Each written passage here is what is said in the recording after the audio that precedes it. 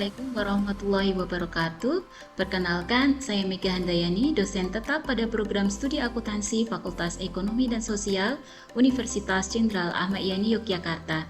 Saya menjadi dosen di Universitas Jenderal Ahmad Yani Yogyakarta sejak tahun 2021, di mana sebelumnya saya memiliki pengalaman profesional sebagai auditor eksternal di kantor akuntan publik yang kemudian menjadi bekal dalam praktik pengajaran saya melalui mata kuliah pengauditan.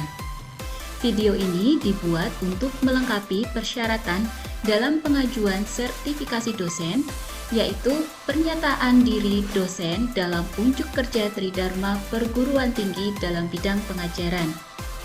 Pada kesempatan kali ini, saya akan menyampaikan video pembelajaran pada mata kuliah pengauditan 1 yang terdiri dari 3 SKS teori dengan total 21 kali pertemuan. Mata kuliah ini merupakan mata kuliah wajib yang masuk dalam rumpun keilmuan audit dan jaminan atau assurance dengan mata kuliah prasyarat akuntansi pengantar. Mata kuliah pengauditan 1 memberikan gambaran dan pemahaman dasar terkait konsep audit laporan keuangan. Pengauditan merupakan ilmu yang berfungsi untuk meningkatkan reliabilitas suatu informasi yang ada di dalam suatu laporan. Topik-topik yang dibahas meliputi pengenalan tentang profesi akuntan publik, etika profesional, dan proses mengaudit yang dimulai sejak tahapan perencanaan sampai menyiapkan laporan audit. Mahasiswa diharapkan memiliki pemahaman tentang pelaksanaan audit dan standar profesional yang mengharuskan integritas serta keahlian dalam praktiknya. Adapun capaian pembelajaran dalam mata kuliah pengauditan 1 ini antara lain: 1. Mahasiswa menunjukkan sikap bertanggung jawab dan menjunjung etika profesi dalam pelaksanaan penugasan audit secara mandiri. Kedua, mahasiswa mengidentifikasi konsep dasar audit, jenis jasa assurance, serta peran dan tanggung jawab akuntan publik. 3. Mahasiswa menjelaskan tahapan perencanaan audit, termasuk pemahaman entitas, risiko audit, dan strategi audit. Keempat, mahasiswa menerapkan prosedur-prosedur audit dasar untuk memperoleh bukti audit atas transaksi atau akun tertentu. Dan yang kelima, mahasiswa menyusun kertas kerja audit berdasarkan prosedur yang dilakukan serta mendokumentasikan temuan audit secara sistematis. Pendekatan dalam pembelajaran mata kuliah ini menggunakan metode DIA atau Delivery, Interaction, and Assessment untuk memastikan efektivitas ketercapaian CPMK yang telah disebutkan sebelumnya. Delivery adalah bagaimana saya menyampaikan materi kepada para mahasiswa, yaitu berupa ceramah interaktif di kelas, presentasi kelompok mahasiswa, serta pembelajaran berbasis studi kasus. Selanjutnya, interaction adalah bagaimana saya membangun interaksi dengan mahasiswa melalui komunikasi aktif. Metode yang saya lakukan dalam interaksi dengan mahasiswa lebih kepada Student Centered Learning atau SCL, di mana mahasiswa dituntut untuk lebih aktif di dalam memahami topik materi, misalkan melalui diskusi dan tanya jawab secara langsung di kelas. Yang terakhir yaitu assessment, merujuk pada proses evaluasi ketercapaian CPMK mahasiswa melalui berbagai jenis penilaian. Dalam mata kuliah pengauditan 1, persentase penilaian proses yaitu sebesar 60% yang terdiri dari presentasi kelompok, tugas kelompok maupun individu, sikap, keaktifan dalam diskusi, serta kehadiran mahasiswa. Sedangkan 40% sisanya merupakan 20% UTS dan 20% UAS.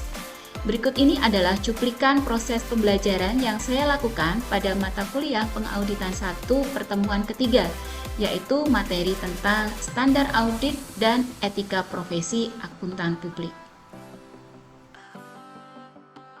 Assalamualaikum warahmatullahi wabarakatuh. Selamat pagi teman-teman semua. Ya, sehat ya kalian? Mari kita berdoa terlebih dahulu menurut agama dan kepercayaan kita masing-masing. Monggo berdoa dipersilahkan.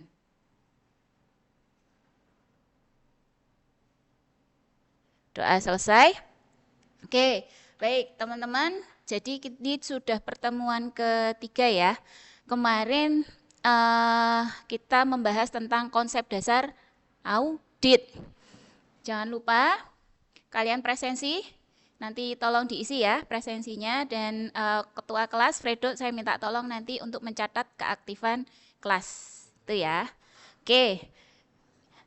Terus sebelum kita lanjut ke materi, saya ingin mereview sebentar terkait dengan materi yang ada di pertemuan sebelumnya. Masih ingat nggak judulnya?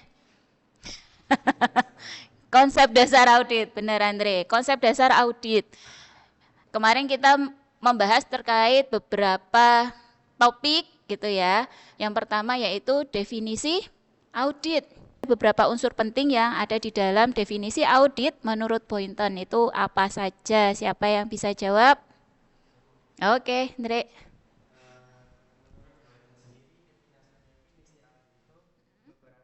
Ada 7 unsur.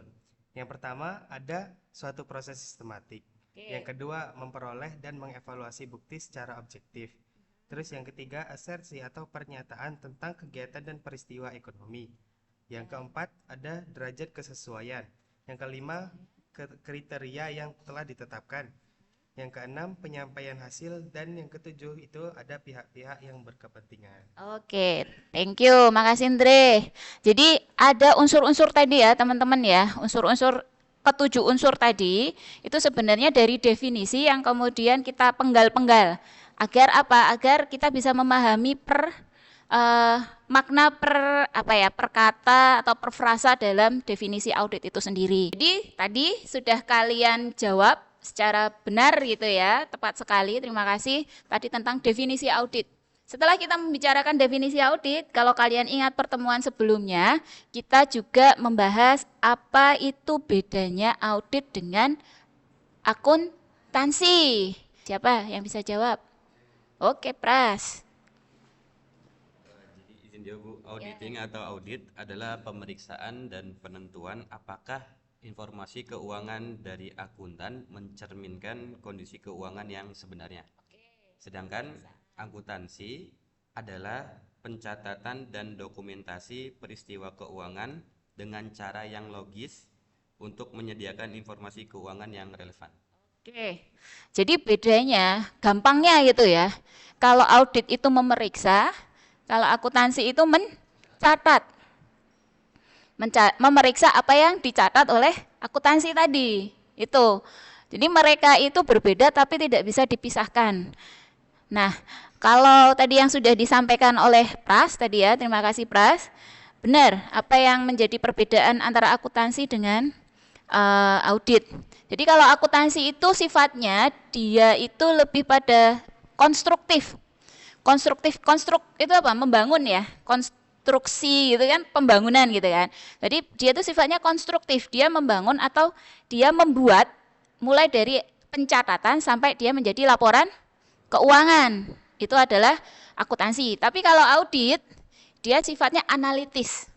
Orang menganalisis itu adalah berarti melihat dulu nih angkanya yang dilaporkan dalam laporan keuangan, kemudian dicek ke bukti pendukungnya. Nah, itu analitis sifatnya, itu perbedaannya. Kita akan lanjut pada materi kita hari ini, yaitu terkait dengan standar audit. Kemarin kalian secara konsep, saya harapannya kalian sudah bisa memahami gitu ya, konsep dasar audit. Nah, sekarang kita akan belajar terkait dengan standar. Apa itu standar? Jadi dia adalah pedoman bagi auditor. Biar apa? Ya biar memastikan bahwa auditor ini memiliki tanggung jawab profesional. Dia nggak sekedar asal-asalan mengaudit. Dia harus sesuai dengan standarnya. Nah, jadi standar ini akan mencakup beberapa hal ya, seperti misalkan bagaimana kualitas profesional yang harus dimiliki oleh seorang auditor. Misalkan kompetensinya atau keahliannya, kemudian diatur juga standar terkait dengan pelaporan hasil audit itu harus seperti apa, bukti audit itu seperti apa, itu semua ada standar auditnya. Yang pertama itu namanya ISA, ISA gitu ya, in English. Ini in English, mohon maaf ya. Jadi International Standards on Auditing. Ini nama standarnya, namanya standar ISA. ISA gitu ya. Yang menerbitkan siapa? Yang mengeluarkan. Jadi setiap standar itu kan pasti harus ada yang mengeluarkan, yang menyusun, gitu kan. Nah, yang menerbitkan itu adalah IAASB. Ya udah kita pakai bahasa Indonesia IAASB gitu ya. IAASB. Bu, udah itu aja. Oke. Kalau kepanjangannya itu adalah International Auditing and Assurance Standard Board. Board itu kan dewan ya. Board, bahasa Inggris board itu kan dewan. Jadi dia adalah merujuk pada badan yang membuat standar ISA ini.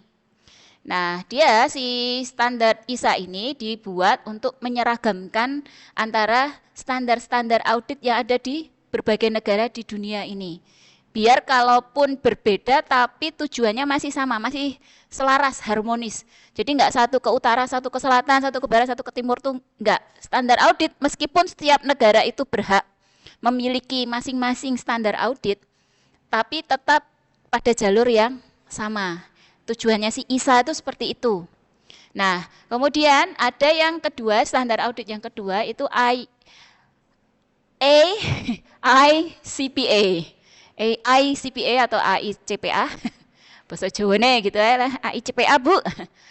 AICPA Auditing Standards, itu standar audit yang kedua yang saya perkenalkan. Ini namanya bisa juga disebut dengan SAS, Statements on Auditing Standards gitu ya. Yang menerbitkan siapa? ASB, Auditing Standard Board. Auditing Standard Board dia ada di bawah AICPA. Yang ketiga itu PCAOB, PCAOB Auditing Standard. Ini apalagi Bu, gitu ya. Banyak banget sih ini dunia ini kok seneng banget bikin standar audit gitu kan. Memang PCAOB ini itu dibuat karena adanya, kalian pasti sudah pernah atau familiar mendengar Enron. Kasus Enron. Inilah kasus Enron itu yang kemudian apa? Membuat bukan terpaksa ya. Karena ada kasus itu kemudian dibuat yang namanya The Sarbanes-Oxley Act atau SOX. Tuh, yaitu undang-undang tentang reformasi praktik akuntansi perusahaan publik. Nah, ini makanya PCAOB itu membuat auditing standar berdasarkan tadi karena adanya kasus Enron.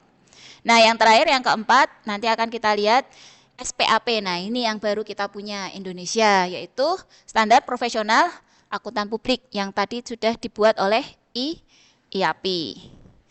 Si PCAOB Auditing Standard itu sebenarnya standar audit yang dia menetapkan standar auditnya itu berdasarkan Generally Accepted Audit Standard atau GAS, di GAS gitu ya. GAS atau Generally Accepted Audit Standard itu secara umum, secara besar. Nanti si PCAOB itu akan menganut si GAS itu di dalam membuat standar auditnya. Ada 3 kategori. Ada 3 kategori, kategori umum, kemudian kategori pekerjaan lapangan, sama kategori pelaporan. Nah, masing-masing kategori, 3 kategori itu nanti juga ada dibagi-bagi lagi dengan beberapa prinsip. Nah, kalau yang kategori umum, dia prinsipnya ada 3, yaitu prinsip yang pertama apa? Pelatihan dan kemahiran teknis. Kemudian yang kedua itu independensi, dan yang ketiga kemahiran profesional.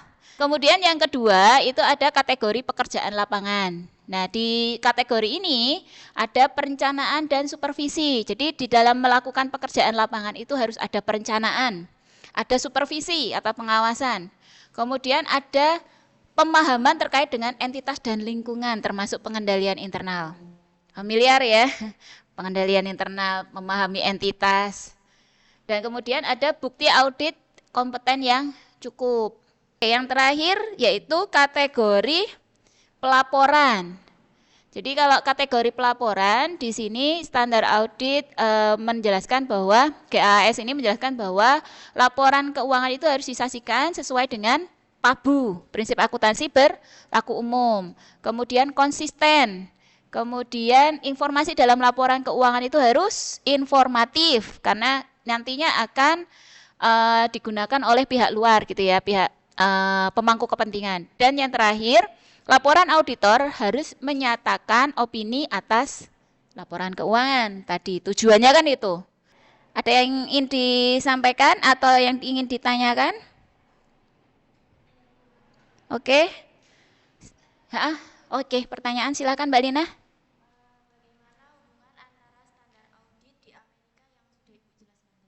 Oke. Baik, pertanyaannya bagus ya. Tadi kan kita sudah ngomong dari berbagai macam standar yang ada di dunia tadi. Lalu hubungannya apa? Ketiga standar audit tadi, itu sebenarnya penggunaannya atau penerapannya itu berbeda-beda. Jadi misalkan si ISA ini diterapkan untuk entitas yang di luar Amerika. Jadi dia bisa diadopsi, diacu oleh entitas yang ada di luar Amerika. Misalkan Indonesia mengacu pada ISA, boleh. Malaysia mengacu pada ISA, boleh. Singapura mengacu pada ISA, boleh. Gitu ya. Jadi ISA ini bisa diterapkan untuk entitas di luar Amerika atau US. Jadi dia bisa dibilang sebagai standar audit global lah gitu. Nah, kalau AICPA itu hanya diterapkan auditing standard ya, AICPA auditing standard itu diterapkan pada perusahaan private di Amerika. Private itu artinya tidak publik atau dia tidak listing di bursa efek. Nah, yang terakhir kalau PCAOB itu dia diterapkan pada perusahaan publik di Amerika. Tadi karena ada apa? Tadi ada Sarbanes-Oxley Act gitu loh. Karena ada kasus Enron itu kan terkait dengan banyaknya kerugian yang diderita oleh investor atau ya pemegang saham akibat si kasusnya Enron itu tadi. Makanya diterapkan pada perusahaan publik di Amerika. Gitu ya, Mbak Lina, sudah jelas? Oke, siap. Kita akan lanjut sebentar, saya tambahkan sedikit tentang kode etik profesional. Jadi karena biasanya kalau kita ngomongin standar, kita juga kurang afdol kalau kita nggak membahas tentang etika.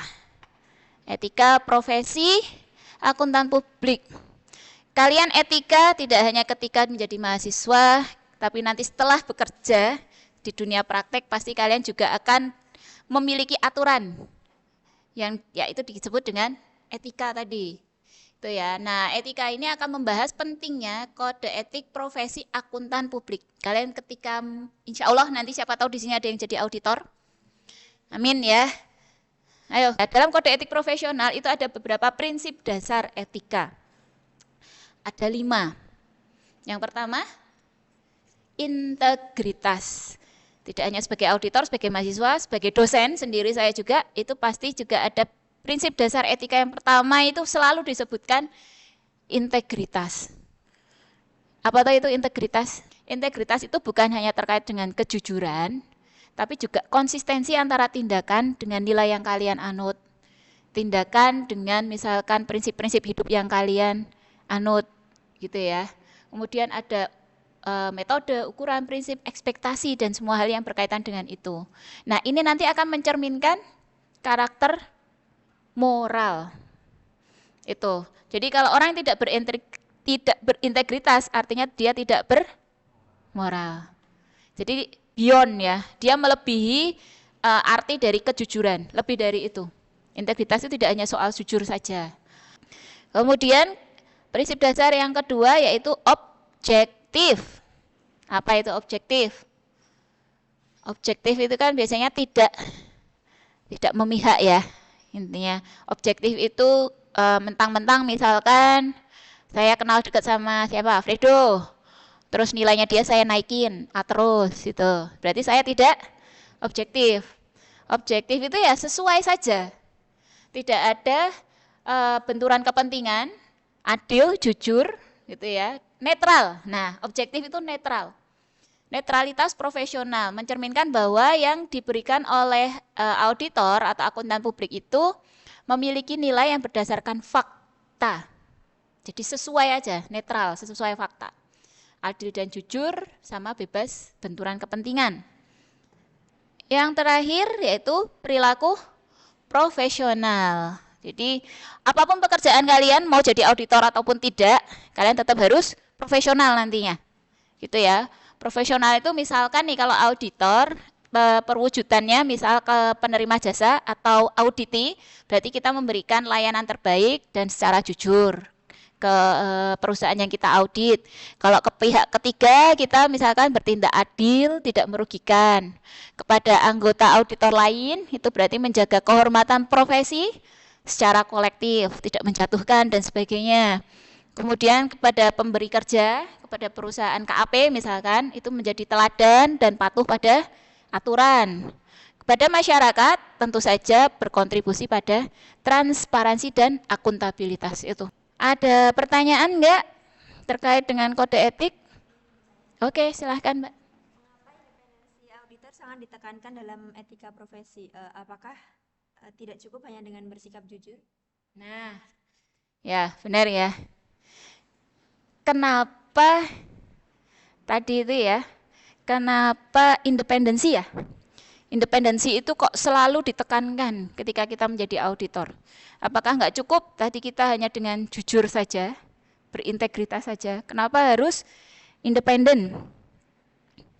Menarik ya pertanyaannya. Mungkin ada teman lain sebelum daripada saya yang jawab terus dari tadi ya, saya minta tolong teman yang lain, kira-kira ada yang tahu nggak kenapa independensi itu penting? Kenapa nggak jujur aja udah cukup gitu? Ada yang ingin jawab? Oh iya. Independensi adalah fondasi utama kepercayaan publik terhadap auditor. Bersikap jujur saja nggak cukup jika auditor tidak bebas dari pengaruh. Seorang auditor bisa jujur secara pribadi, tetapi jika ia tidak independen, hasil auditnya bisa dianggap bias dan tidak dapat diandalkan. Ya. Oke, benar ya. Jadi namanya benturan kepentingan itu kayak bocor alus gitu, bocor alus ya. Kayak nggak kelihatan tapi sebenarnya bisa jadi. Misal, ada salah satu contoh ya dulu. Siapa namanya teman saya waktu mengaudit, setelah kita sudah selesai mengaudit beberapa tahun setelahnya, dia menikah dengan yang diaudit. Jadi waktu itu mengaudit bukan CEO, bagian kepala keuangannya lah, kan masih single. Teman saya juga masih single gitu, nggak apa-apa, single sama single nggak masalah gitu ya. Tapi itu setelah beberapa tahun setelah kita selesai mengaudit perusahaan itu ternyata menikah. Nah pertanyaannya kan kemudian dia waktu melakukan audit itu bisa jadi dia memang independen si teman saya gitu kan. Tapi kan mesti akan ada pertanyaan, sejak kapan mereka menjalin itu? Nah, kita taunya waktu udah nikah gitu kan. Nggak banyak orang yang tahu awal mulanya itu sejak kapan, itu nggak ada yang tahu. Dan mungkin kita juga nggak kepo juga ya, gitu ngapain gitu kan. Oke, pertanyaan terakhir ya. Karena waktunya juga semakin sempit, ada lagi nggak? Oh, ada lagi Mbak Pipin?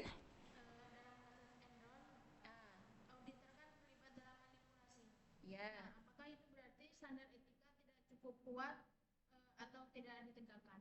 Oke. Sudah ada standar audit kok masih ada kasus Enron? Apakah salah standarnya? Tidak selalu ya. Meskipun nanti kemudian ada transformasi, ada reformasi, ada perbaikan di dalam standar audit, tapi standar audit yang ada itu sebenarnya sudah cukup. Hanya saja ya namanya standar ya, standar atau kode etik, orang bisa melakukan, bisa tidak, bisa mengacu, bisa patuh ataupun tidak. Nah, kasus Enron penegakannya aja yang salah. Bukan salah standarnya, tapi salah penegakannya. Jadi kasus Enron itu, jadi dia itu tahun 2001 kalau nggak salah ya, 2001-2002, dia itu tidak melaporkan hutang dan kerugian di neracanya. Caranya gimana? Menyembunyikan utang. Dia membuat Special Purpose Entities, SPE. Kalau kalian bingung nanti bisa googling ya, bisa cari sendiri. Special Entity Purpose itu intinya transaksi laporannya itu tidak harus dilaporkan gitu lah. Nah, dia nyembunyiin utang, kerugian itu di SPE-nya itu, Special Purpose Entity-nya itu. Masalahnya lagi, itu sudah masalah. Masalahnya lagi, auditornya waktu itu Arthur Andersen, itu Big Five, dulu ada Big Five ya, sekarang jadi Big Four, gara-gara kasus itu jadi Big Four. Arthur Andersen sebagai auditor itu menyembunyikan. Dia tahu tapi dia menyembunyikan. Bahkan waktu diinvestigasi ada indikasi si Arthur Andersen ini justru melenyapkan bukti. Standar saja memang tidak cukup ya, tetap harus ada tadi pengawasan, etika. Dia standarnya bagus, sudah dibuat dengan bagus, tapi etikanya yang tidak ada. Oke, sudah? Baik, kalau tidak ada pertanyaan lagi, tadi sudah pertanyaan terakhir ya. Sebelumnya nanti akan saya berikan tugas kelompok. Jadi kalian saya minta untuk membuat kelompok. Karena ini 11, silakan nanti satu kelompok 2 orang, nanti diskusikan. Kasusnya akan saya unggah di e-learning. Nanti kalian lihat di e-learning, kemudian kalian diskusikan. Nanti diskusikan apa kasusnya itu seperti apa. Penyebabnya apa, dampaknya apa, kemudian menurut kalian itu kode etik yang dilanggar itu seharusnya seperti apa? Kan itu dilanggar tuh kode etiknya. Nah itu nanti seharusnya seperti apa? Yang benar itu seperti apa? Gitu ya. Oke, jadi biar langsung aja, silahkan Mas Ahmad sama Mas Pras. Mas Ahmad muter aja, yang di depan silahkan putar balik. Oke, ini bertiga ya, Raisya, Andre, sama Fredo. Dia mau sendiri. Oke, silahkan buka e-learning, sudah saya unggah di situ. Nanti kasusnya silahkan kalian diskusikan. Nanti karena waktunya terbatas, presentasinya akan saya buka di pertemuan berikutnya ya. Nanti saya akan tunjuk, tidak semua kelompok akan presentasi, tapi perwakilan 2 kelompok saja untuk presentasi di depan, mengemukakan analisis kalian. Nanti juga akan saya nilai seperti itu. Tapi kalian bisa berdiskusi mulai dari hari ini. Gitu ya. Jadi silahkan berdiskusi. Monggo dimulai. Karena waktunya sudah berakhir, karena kita mau berganti kelas berikutnya.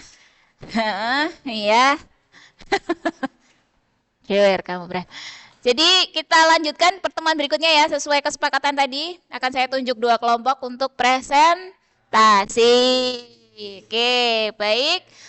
Kesimpulannya untuk pertemuan kita pada pagi hari ini yaitu standar audit itu bukan hanya aturan teknis aja ya, tapi juga mencerminkan nilai moral dan tanggung jawab sosial auditor kepada masyarakat atau kepada publik. Terus kemudian kelima prinsip etika tadi, integritas, objektivitas, kompetensi, kehati-hatian profesional, kerahasiaan, perilaku profesional itu akan membentuk tulang punggung profesi akuntan publik. Jadi dia backbone-nya. Itu yang akan menjadi sorotan gitu kan, sorotan bagi publik tentang bagaimana seorang auditor itu bekerja itu harus berdasarkan kode etik. Jadi memahami dan menerapkan prinsip-prinsip tadi itu akan sangat krusial atau penting bagi setiap akuntan untuk menjaga kepercayaan publik dan menegakkan standar profesi. Jadi nanti siapa tahu suatu saat kalian di sini akan menjadi auditor, ya kalian akan bersentuhan dengan ini. Nanti silahkan bersentuhan terus gini ya. Nanti silahkan kalian kunjungi situs IAPI untuk misalkan membutuhkan standar audit yang ada di Indonesia itu apa aja, di situ lengkap, gitu ya. Coba saya lihatkan sekilas. Nah ini adalah websitenya IAPI. Di situ kalian bisa klik di peraturan publikasi di standar profesi, ini SPAP, standar standar audit itu ada di sini gitu ya. Nah ini nanti kalau diklik di situ ada kode etik profesi juga, kelihatan? Ya, nanti materinya akan saya upload juga di e-learning, jadi kalian bisa main-main ke sini, main-main. Tuh ya, kalian tuh kalau nggak dipaksa baca, nggak baca ya soalnya. Oke, baik, terima kasih teman-teman semua. Mohon maaf sebelumnya jika ada kekurangan ataupun kesalahan. Saya akhiri pertemuan kita pada pagi hari ini. Assalamualaikum warahmatullahi wabarakatuh.